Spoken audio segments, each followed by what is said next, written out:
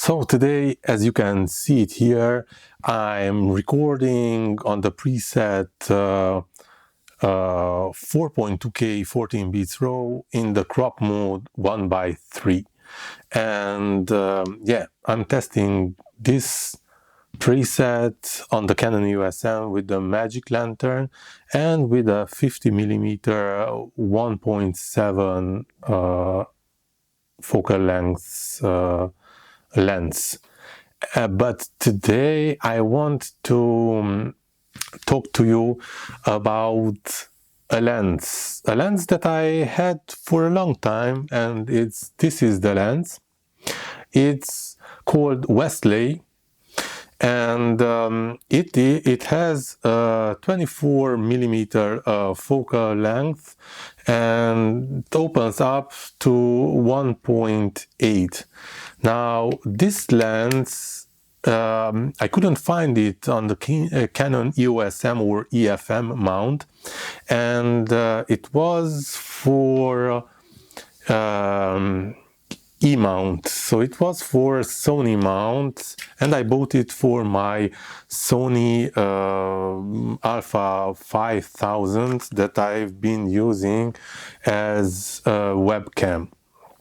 And so I had as a mount the E mount of Sony mount, and I really wanted to my Canon EOS M because I wanted to try out with the Magic Lantern. And I thought to myself that 24mm is really a focal length that I would want to have.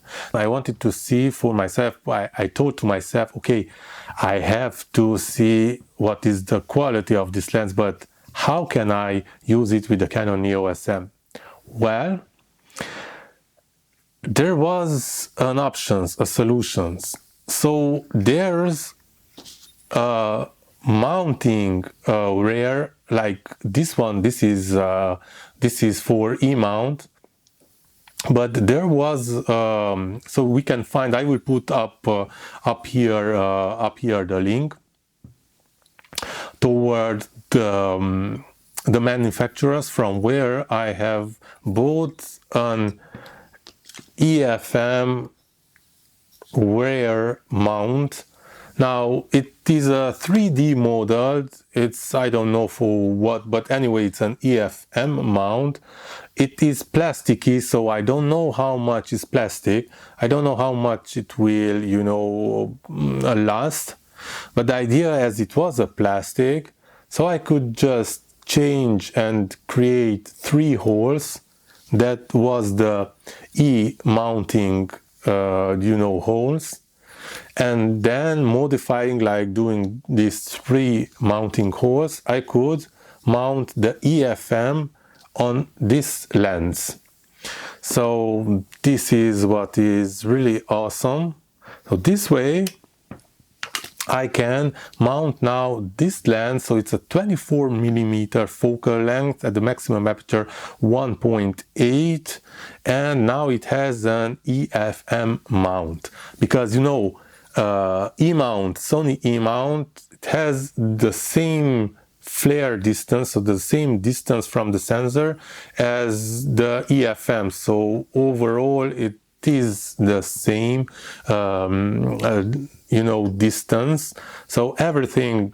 So today what I can do, but obviously this is interesting for vintage or manual lens, because the electronic ones doesn't have any sense to change the E mount to EFM mount, because you will lose all the electronic things. So if it's, for example, the iris is opening electronically, then it just won't work.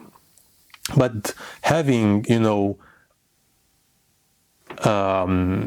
other mounts, so this is like E mount, but I think it can work then with EFS mount, EF mount, and everything. So everything what needs to, or everything that is hybrid related, so which has the same distance like the EFM, we can just change the mounting. I will put in the description box below also the link toward this EFM rear mount plate.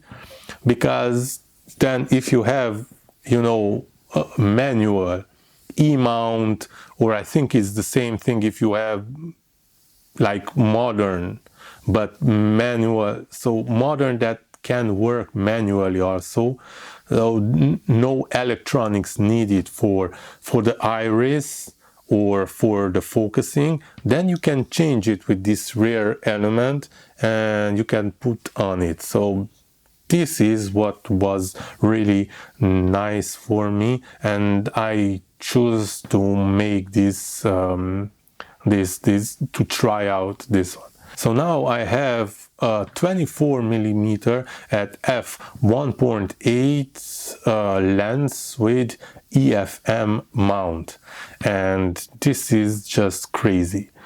Now let me just put it on the Canon Eos M and show you how it looks like with a 24 millimeter.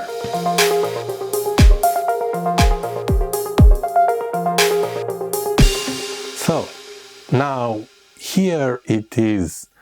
I have a 24 millimeter focal length lens with a maximum aperture of f1.8, and I have it as I have an EFM mount on it. I have mounted on the Canon Eos M, and this is crazy. 24 millimeter on the Canon Eos M with the magic lantern, with the crop mode 1:3 and preset 4.2K 14 bits RAW, because this one has an aspect ratio of 16:9. This is really crazy. I am excited and happy because I had it on E-mount. Yes, so I had it for Sony mount. So this is the rare plate that I could have there was just 3 screws. I unscrewed it, and as I explained it to you, I bought plastic made but an EFM rare mount, and I could just make very easily 3 new holes that were just aligning with these 3 ones, and then just fix it on the lens, the EFM rare mount, and I could just mount it on the Canon Eos M. Now I will see how much it will last because it's a plastic mount, and I will search for metallic mount if I can find an EFM mount. I'm pretty sure there is EFM rare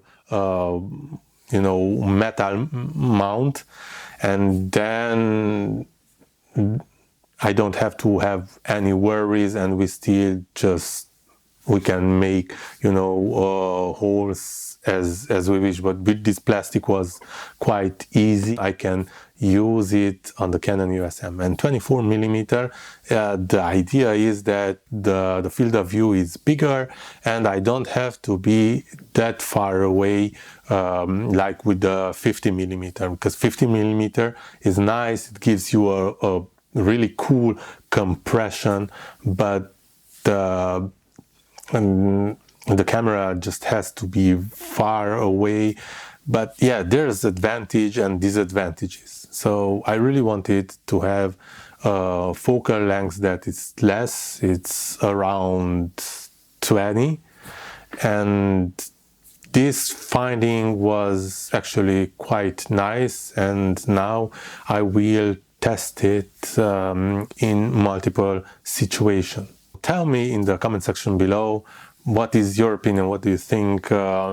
Adventure and the beauty of manual lenses, because if you don't have electronics, then you can do these kind of things. You can just take down the rear plate and just mount another plate. So in this case, if you have different, but because the modern manual lenses have the flange distance, or the distance between the lens and the sensor, is the same. It's really limited. Like you see how this one it has, but it's the same thing like with the EFM.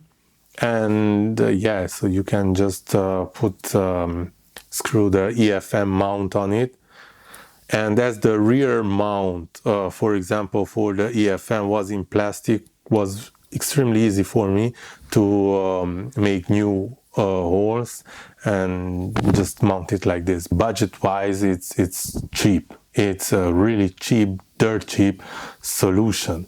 And we just have to see now the results, the quality of the recorded image with this lens. Stay tuned.